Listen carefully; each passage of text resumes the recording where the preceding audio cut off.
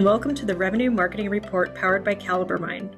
Our goal on the RMR is to help marketers move from subject matter experts to strategic business partners. I'm your host, Camela Thompson, and today I'm thrilled to introduce Andy Caron. Andy, please tell us a little bit about yourself. Yeah, excited to be here. So I am the VP of Consulting at Revenue Pulse. I have been in marketing automation since 2011, did my first attribution back in 2013. Very interesting times back then, Wild West. Oh my goodness. Yeah, we'll have to dig into that a bit. And really the baseline of those components of marketing ops, really before it was even a thing, has baseline for me just a career that has grown into being able to support a team of mark ops professionals who then support a whole variety of different customers. And I get to do what I love every day. It's pretty cool. So. Oh, that's so good to hear. I love it when I find people who are passionate about ops and happy and not totally burned out, because that happens way too often. So actually, I would love to just segue for half a second and talk about that. What do you think the secret is to not burning out? Like, why do you think so many of us do that? Just theorizing. I think marketing ops is a mystical, magical output, and we as individuals like challenges. We like to conquer things. Typically, that's the type of individual that's drawn to this career path, to this calling almost. And that can-do attitude leads to a can-do everything attitude, which in turn turns into can't do anything because burned out. There's not a huge understanding of what we do or how we do it. And I think, it's can you just XYZ for me from leadership. Just is my least favorite word, by the way. It's really minimizing, isn't it? It really makes it. I always say it's my least favorite four-letter word because it is. Yeah.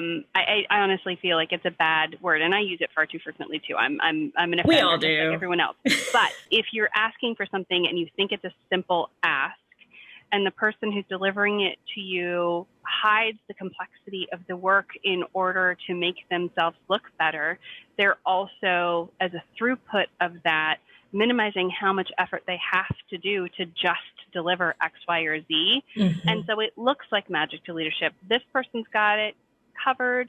They can do anything. I send them a crazy request and they get back to me in 24 hours. Sweet, right? There's nothing behind the curtain shown frequently to the people that are sending these requests of, can you tell me what the top opportunities that we closed in the last 6 months were and what the origin point for each one of those was, right? Mm-hmm. That's an insane request. It seems like a smart thing, and as a senior leader, I would want to know that. But the amount of time, data, testing, triple checking that goes into even being able to validate one of those opportunities is boggling. Yeah. We don't show that, right? Because we're happy to have the jobs we have. We love what we do, and we want to deliver. Over delivering all the time is just it's gonna burn you out.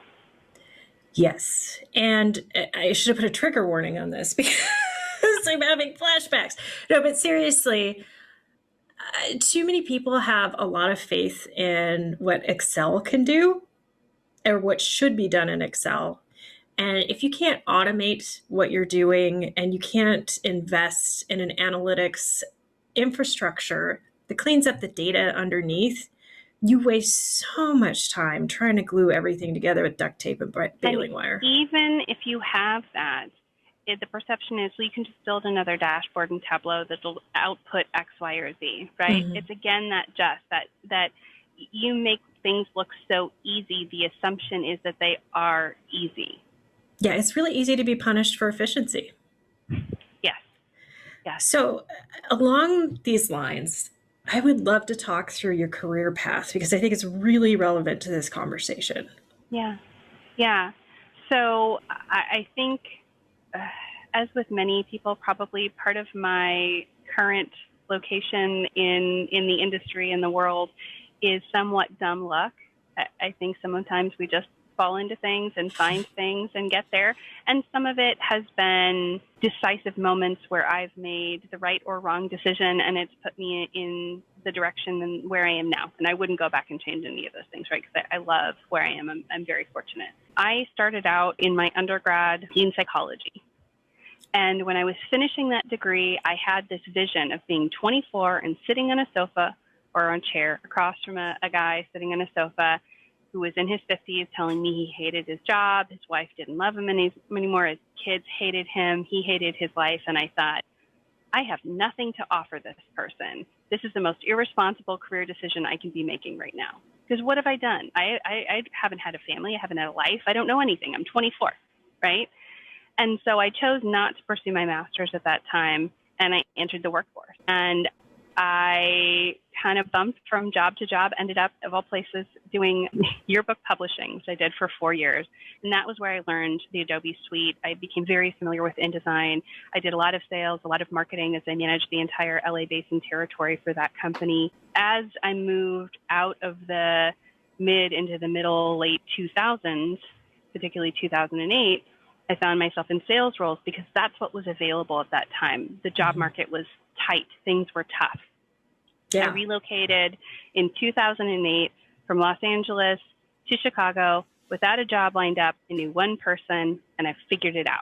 Wow, that's scary. It was a very, very, very, very interesting time, right? Yeah. Like everything was tricky. Jobs were hard to come by. And I ended up landing in 2010 a part-time job with the edict of open enterprise level opportunities. Mm-hmm. That was it.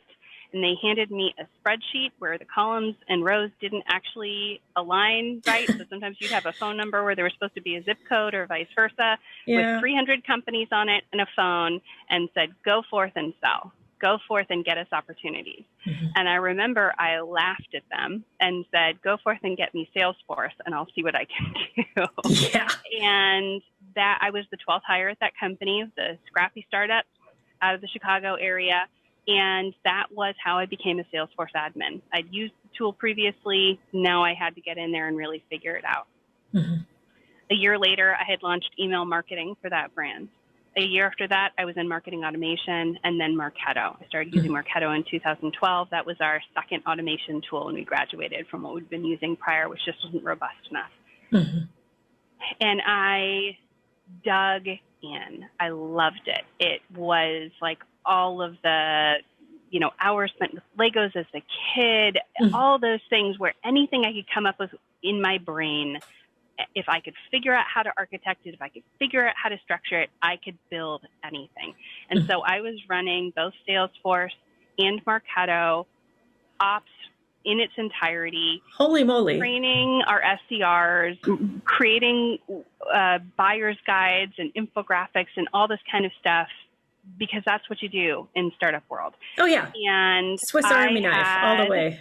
Right around that time, because I'm a little overzealous and sometimes crazy, which I think we've already established is sort of a prerequisite to do well in this area of the industry. True. I would say eccentric, but yes. So I had gone back to school and started my master's. Mm-hmm. I had done this while working at the startup 30 hours a week, but I was thinking I was going to career change. I was actually thinking I was going to go back into psychology and actually forensic psychology. Mm. And I was a year in on the program, had just really started entrenching myself in the Marketo work. And I realized I found something I loved. I was 32 years old and I finally had something I loved. The idea of that to our generation is almost like a necessity, but the reality is it's really, really rare. And I knew what I had found. And so I tripled down on it. I retooled and changed my program to organizational leadership within psychology, finished my master's, came on full-time at the organization, and in my 5th year with them was offered a director level position with another company. Wow. Yeah. How can you pass that up? So I moved. Mm-hmm. That company did not have Marketo. Mm-hmm. They had 9 instances of HubSpot. Oh, no. And 9 months into that, after I had helped launch a new brand, taken an event that was supposed to go live in 3 months and only had 5 paid butts to go in seats and needed 250 to 225 paid butts and seats in 3 months. I identified that those 9 instances were housing a sum total of 200,000 individuals, not 500,000, which is what we were paying for. Mm-hmm. I did an assessment of every single marketing automation tool that existed at that time and settled back on Marketo. It was the right fit for that business need. It would have saved the company $40,000 a year. Wow. And when I surfaced that, I was told no. So I moved to a company that had Marketo that needed someone with my particular skill set. Wow. So let's, if you're comfortable doing this, let's dig into that decision to move a little bit. Now, Did they say no because they wanted to stay a HubSpot organization? Like what kind of resistance? Yeah, it was, this is what we're using and this is what we're going to use. And I think that they probably did reassess that later, but it was where things were at that time. And what I had discovered at that point after 5 years at my previous company and then less than a year at that company was that as a professional, maybe as a woman, although I'll say having a name that is technically a boy's name, E-N-D-Y, definitely hasn't hurt me in that area. Yeah. In order to right size my income and put me where I should have been in the market, I did have to change companies. That was what I had to do to get me to the right place. It's so typical and unfortunate. So those 2 changes ultimately put me at a company, and that's where I baselined for the rest of my journey. That was my launch pad. Yeah. I owned a Marketo instance that had 60 plus end users globally, and I owned the whole dang thing. Wow. I worked with a consultancy there, not where I'm currently at, different consultancy, wonderful people. I learned so much from them.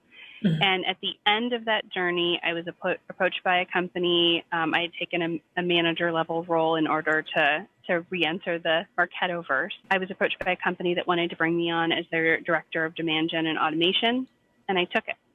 Mm-hmm. I was also offered leadership of the Marketo user group for Chicago, and I took it. Mm-hmm. And that was where I started to be able to position myself as a thought leader to show the value I had to give back to help people in the Chicago area and in Marketo in general in the way that the user group had helped me back in 2012, right? When I was noodling on how something worked or why or what, or help me with this, right? Just this open blank check question, right? Mm-hmm. That became a forum for me to inspire, hopefully, others to fall in love with this industry, with the tool, with all of it, as much as I had. I was about a year in on that director level position. I had been married at that point for 2 years to my husband. We met when I was also 32, got married when I was 36, and we desperately wanted kids or kid even, but had struggled heavily in that area. We were at the point where we were starting to look into IVF. We were starting to look into adoption. It was a lot. And I recognized in myself and in the company that I really didn't think it was the right fit for me long-term, trying to be a strong professional and a strong mom. It just wasn't. Mm-hmm. And I wanted that. What happened was very ironic. Not many people know this. I departed my old company for the next one after they had courted me for 3 months. And I had my final, couple days on site, went out for drinks with everyone. My husband picked me up from the city. I drove home and went, I found out we were expecting again. Oh. Because this was our 3rd pregnancy with no successes. Yeah. And I thought, God, I'm just about to start a VP level role. I'm pregnant again. Oh, great. Another loss. Right? Like this is what's going through my head. Yeah. So start the job, dig in, go to our first appointment, expecting, yet again, another blighted ovum. Mm-hmm. And there's a heartbeat. There's a baby. Like, holy cow, Mm-hmm. So now I'm in my first VP level role.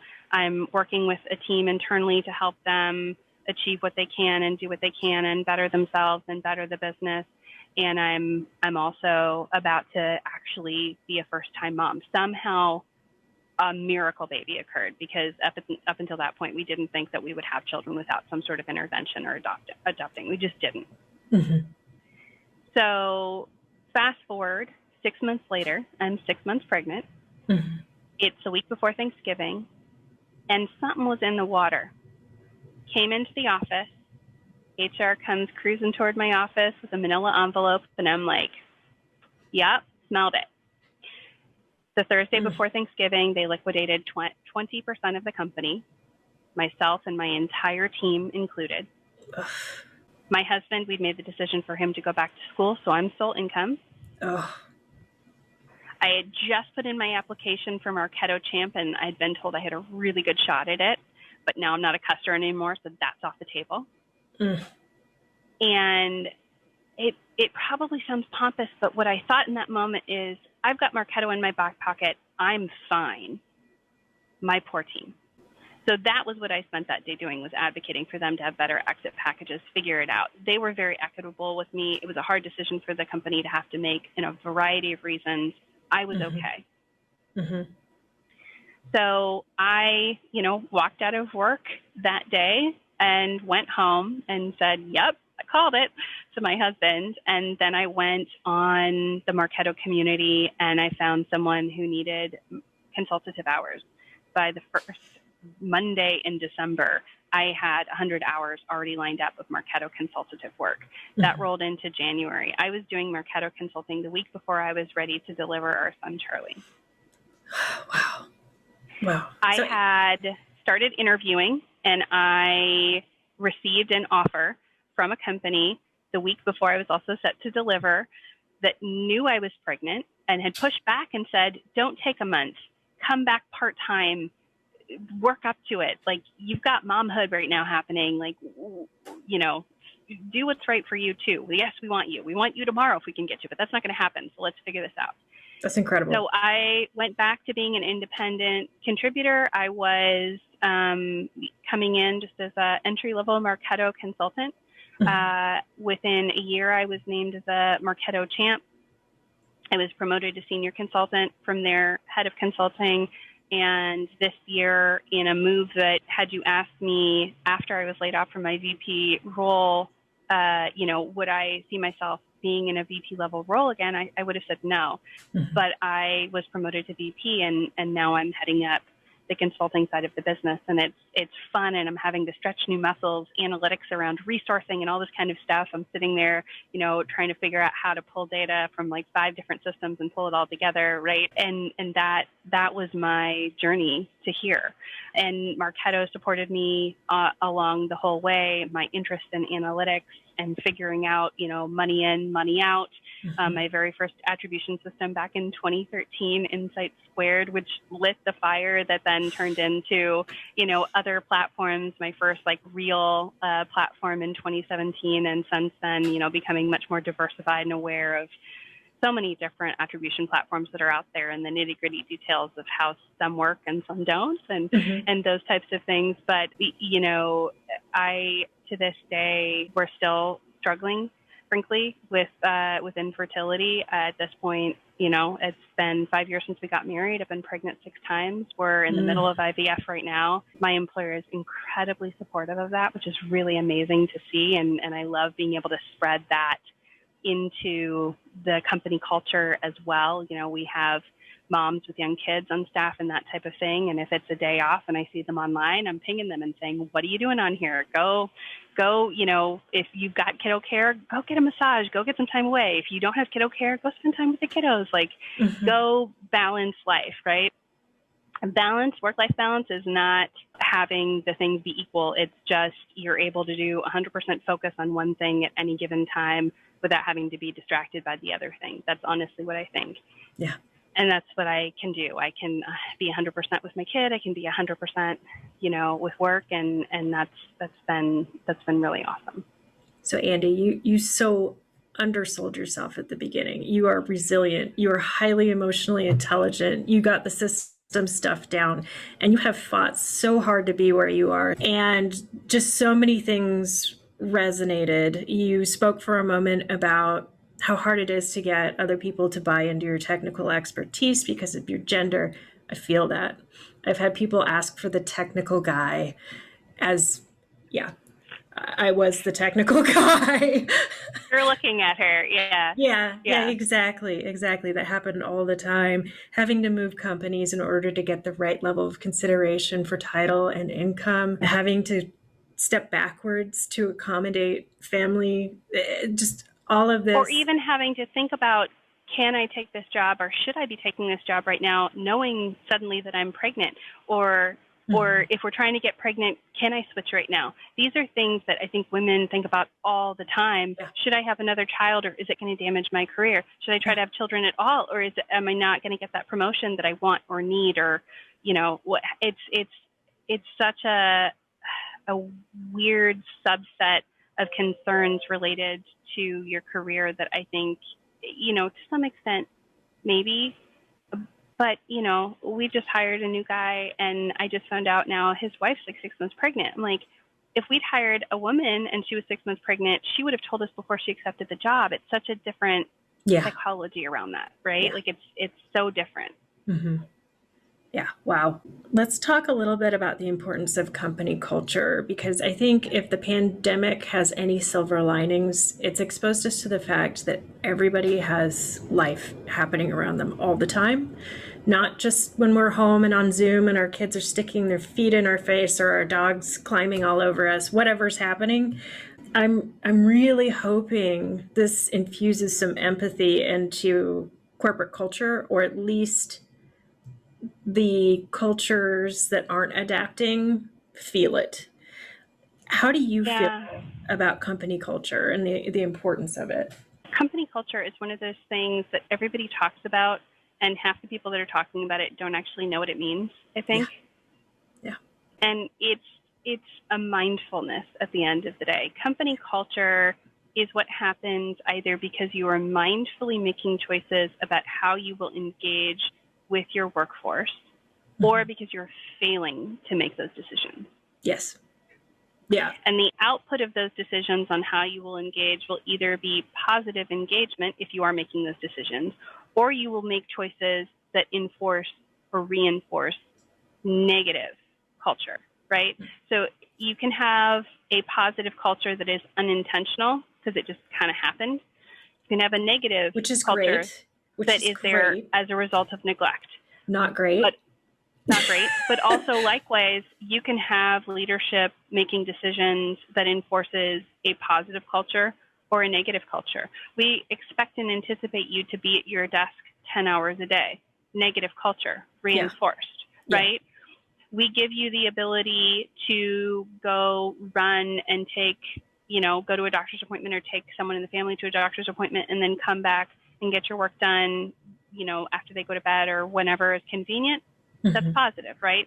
Flexibility, lack of flexibility. I think those types of things, above and beyond, anything that's tangible, or it's the intangible things around company culture that matter. I've had companies that made these decisive decisions to have company lunches and, beer fridges and all these kinds of things. And those are great. Those are nice to have. But that is about the work office environment, and it may or may not enforce positive decisions or negative decisions that have been made, right? Maybe we're feeding you because we don't give you time to go get lunch. Yep. Right? That's possibly an output there. But it is all about mindfulness. It's all about why we're making the decisions we're making, or are we making decisions at all about what this company's going to be like. Yeah, and I've seen and been at the companies with the kegerator and the free snacks and the candy, and the company culture was terrible.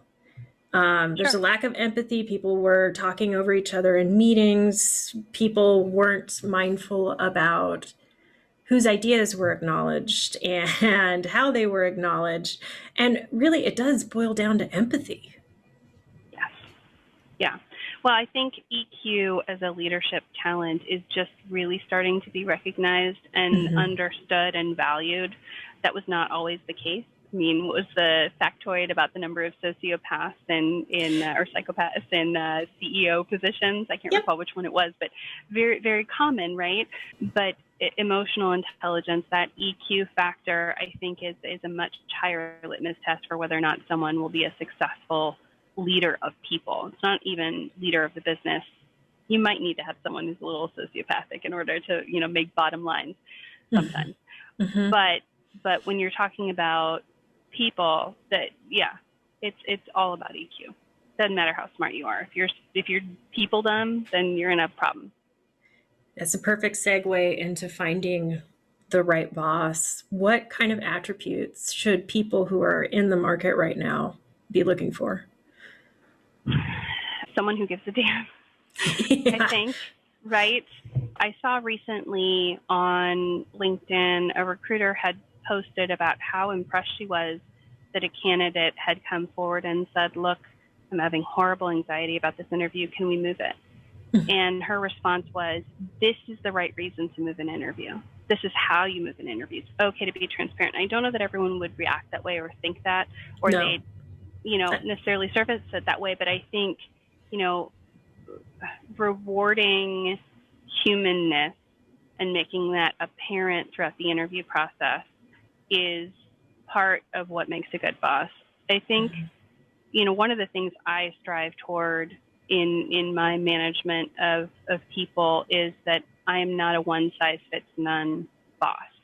The way that I manage one individual may have some similarities to the way that I manage another, but they're going to be different because those individuals need different things. Mm-hmm. And so I can't just have a management style, right? My management style needs to be more chameleon-like in that it is EQ first, and then does this person need someone who is going to collaborate with them? Does this person need someone who's going to lead them? Does this person need someone who's going to get the hell out of their way and let them do their job?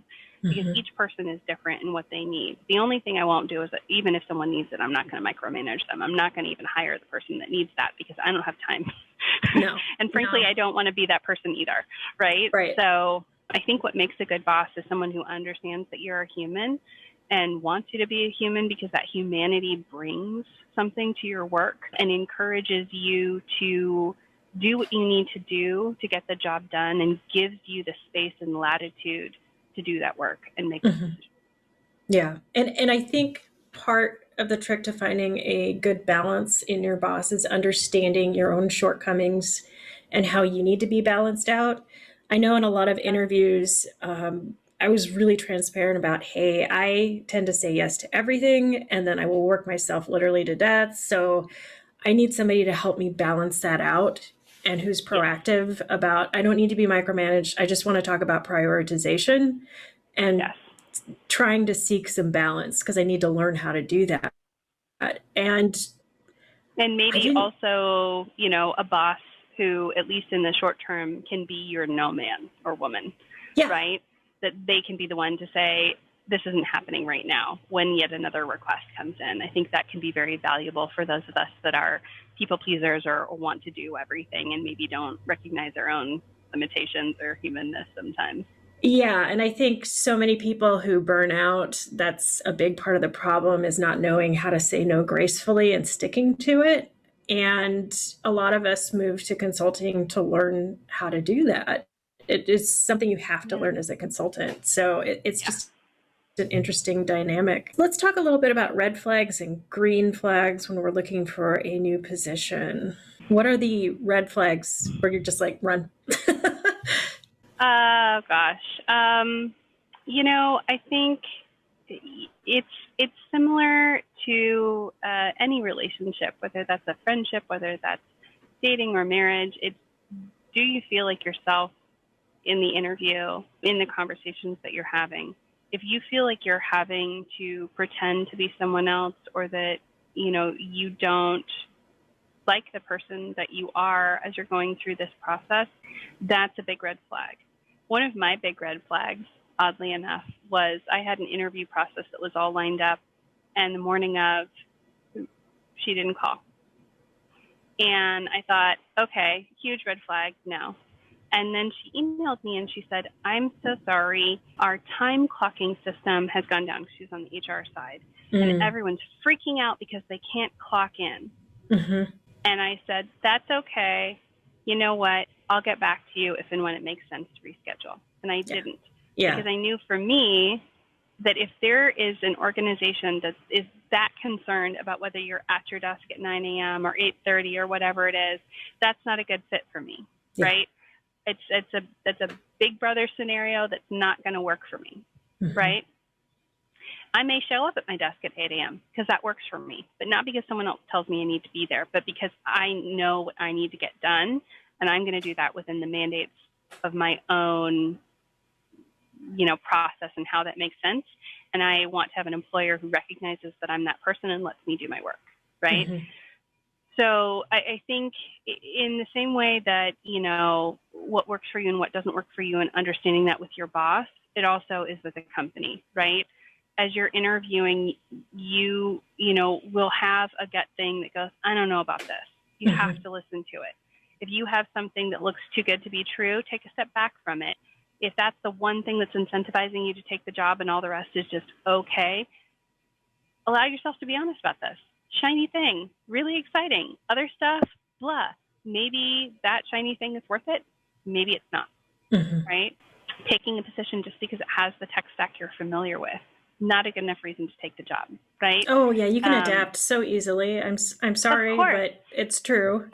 Yeah, nope. And this is a HubSpot, right? Like, been there. But I think it's all about it's not about feeling comfortable, right? Because when you feel uncomfortable, that means growth, and that's great. But it is about feeling like yourself. Does this feel like who you are and who you want to be? Or does this feel like you outside of yourself kind of looking in, going, what did I just say? Like, who is this person? If that's how the interview feels, that's how the job's going to feel. Nobody's got time for that. Yeah. And one more I think I'll throw in is any of the executives you're interfacing with, if they are not interested and engaged in trying to sell you into the position and acting like they're going to be a collaborative partner, you're walking into a mess. Interesting scenario. Yeah. Yeah. A lot of times that's a pretty heavy sign that either the sales and marketing VP aren't getting along, which is really tough to navigate, or they just don't value operations. Yeah. I don't know. I sometimes like those kinds of organizations, though, because it's an opportunity to Mary Poppins a situation, right? Like if they're giving me enough latitude to come in and clean stuff up and get stuff orderly and make stuff working shipshape, and that's actually what they want me to do, then at least they're being honest and transparent about where they are in their mess. You know what I mean? They're combative about the position itself. Yeah. Because if they don't value there's definitely ops, some there. Yeah. Well, I don't even think that it's a lack of value in ops that I see most frequently. It's just a lack of understanding of what it actually does, and therefore a lack of understanding of the value of that function. Yeah, that's fair. So another thing we touched on that I would love to bring up on the podcast itself is the loyalty dilemma, and something I wish I had learned when I was much younger. A lot of us in operations, the people pleasers, they tend to form a sense of loyalty. What are your thoughts? Yeah. So unless a company has gone out of their way to do something really amazing for you, giving you a job offer is not that thing. Even if you desperately needed a job and they finally gave you an offer, that is what they do as a company. They employ people. You work for them so that they can sell stuff, right? So, I think it's really easy to slip into this idea of owing your company for their graciousness of employing you, right? This, you can start to identify, as a person who works there almost as like a cloak or a shield. Like, this is how I identify as a Facebooker or Googleite or whatever they call themselves. There's so many different terms for how you, identify yourself in the world as an individual. And I've learned that if my identity has anything to do with where I work or what I do at the end of the day, then I'm doing myself a disservice. Yes, I am a MOPs professional, right? But that's not what I am. That's not who I am at the end of the day. And I think that we tend often to identify ourselves with our company, what we do. And that gets really tied up in loyalty as well, and feeling beholden to. And the second you realize that that company that you've been with for X number of years, or that you feel, exceptionally loyal to, or that you feel really guilty about even thinking leaving them, is paying you 20, 30, 40, 50% under market for what you should be making in that role, you come first. You have to come first. You have to make those decisions first and foremost for what's best for you. I think those decisions become easier as you become older, and also potentially as you have a family or other responsibilities outside of yourself, because you're not making that decision just for you anymore. Yeah. But it can be so painful to disassociate yourself from some place that has strived to position itself as family, but treated you like the stepchild, ultimately, at the end of the day, when you really take a step back and look at it. And I think you need to be honest with that, with yourself. And it's a painful truth to say, I've allowed myself to be undervalued. I've allowed myself to be not what I know I am. And so I think loyalty sometimes also masquerades as self-preservation. Yeah. In that it's an ugly pill to swallow. It's not a nice truth to face, to recognize that you have allowed yourself to potentially be taken advantage of. Yeah. It's not easy. Well, I just really respect your transparency and the fact that, looking back on, as you described your career, being able to see when it was time to move is such a big thing. And oh, I'm not going to lie. After I moved, first day on the new job, went in, cried in the bathroom like a baby. Yeah. So hard. But it was the right decision. It was a wrong, hard, awful feeling thing. It didn't feel good, but it was the right decision. Well, Andy, thank you so much. Just thank you. So where can people find you online? I'm sporadically on Twitter, sometimes posting about things related to not at all MOPs stuff. Recently had some fun times trying to help the Save Sanditon cause, which is a whole other separate podcast. I'm definitely on LinkedIn, probably most active there. Recently posted another article about my thoughts on attribution. So always add into that conversation there. And if you really want to see a lot of pictures of my fur babies and real baby, then, you can find me on Facebook should you dare. But always happy to connect directly as well, just at Andy@revenuepulse.com, and love chatting with people and getting to hear about what they're doing in the industry just outside of staff. Always fun. Wonderful. And for those of you looking for more great content like this, visit calibermind.com.